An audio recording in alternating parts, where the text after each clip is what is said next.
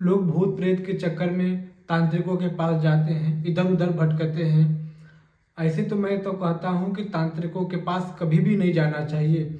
हमारा शास्त्र कहता है मात्र तांत्रिकों के सामने खड़े हो जाओगे तो आपका पुण्य नष्ट होता है, पुण्य खत्म होता है। इसलिए ये तांत्रिकों फांत्रिकों के चक्कर में कभी भी नहीं पड़ना चाहिए।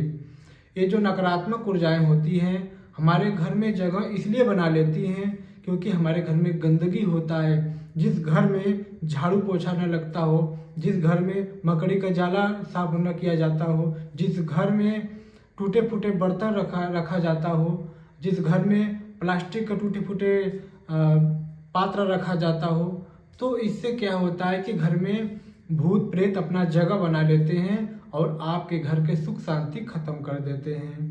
इसलिए कभी भी घर में टूटा फूटा चीज़ नहीं रखना चाहिए। घर को हमेशा साफ सुथरा करके रखना चाहिए। घर में कभी झगड़ा झंझट बहुत ज़्यादा नहीं करना चाहिए। जिस घर में बहुत ज़्यादा कलह होता है उस घर में भी ये भूत प्रेत अपना जगह बनाकर रहते हैं और घर की स्थिति खराब कर देते हैं। इसलिए घर में ज़्यादा कलह भी नहीं करना चाहिए।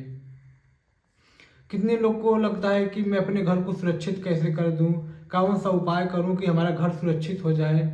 तो शास्त्र में इसका बहुत अच्छा उपाय बताया गया है जिससे आप नकारात्मक ऊर्जाओं से बचोगे, भूत प्रेत से बचोगे। तो हमारा शास्त्र में एक छोटा सा उपाय है, अगर इस उपाय को आप करते हो विधिवत तो आपको लाभ होगा। आप 5 कील लीजिए, मार्केट से 5 कील लाइए जिसका माथा चौड़ा हो, कम से कम इतना चौड़ा माथा हो, वह कील मार्केट से लाइए। और यह जो उपाय है यह शनिवार को करिए या प्रदोष के समय करिए। ऐसे जल्दी है तो शनिवार को कर लीजिए, नहीं तो प्रदोष काल में ही इसको करिए। आप किसी भी टाइम कर सकते हैं। तो जिसका समय है शनिवार प्रदोष काल। और कैसे करना है इसको, आप जब हवन करते हो, संविदा जुटाते हो, हवन की सामग्री जुटाते हो, उसी में ये जो 5 किलो उसी में डाल दो। आप 108 आहुति आप उस कील के ऊपर डालिए। मंत्र मैं बता देता हूँ, यह नारायण कवच का मंत्र है। ओम विष्णवे नमः, ओम विष्णवे नमः। इस मंत्र का जाप करते हुए 108 आहुति डालना है।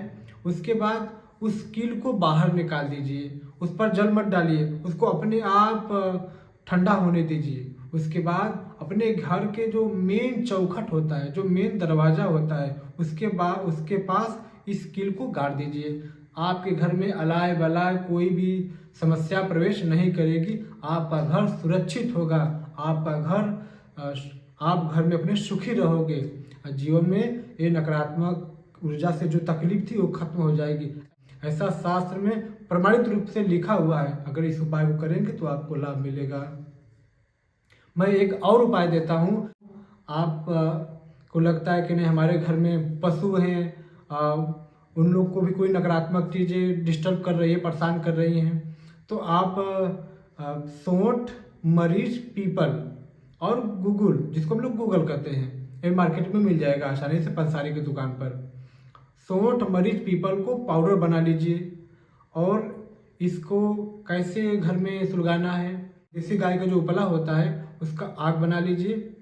उसके बाद इसको मिट्टी के पात्र में उस आग को डाल दीजिए जो उपला होता है, और उस पर एक पहले कपूर प्रज्वलित करिए। चाहे किसी भी भगवान का नाम लेकर, जिस भी भगवान में आपकी आस्था हो, चाहे ओम चाहे राम, जो भी आपको मंत्र आता हो वो नाम बोलकर भगवान का उस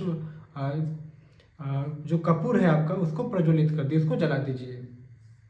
उसके बाद उसी जलते हुए कपूर पर आप जो आपका तीनों चीज़ है, सोंठ, मरीच, पीपल जो पाउडर करके रखे हो उसको उस पर डाल दो, और जो गूगल उसके बाद गूगल के डाल दो।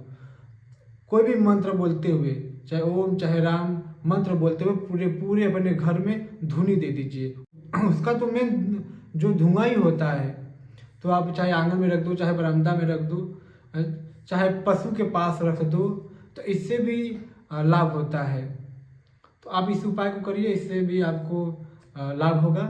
आपके जीवन में खुशहाली आएगी, आप नकारात्मक ऊर्जाओं से बचेंगे।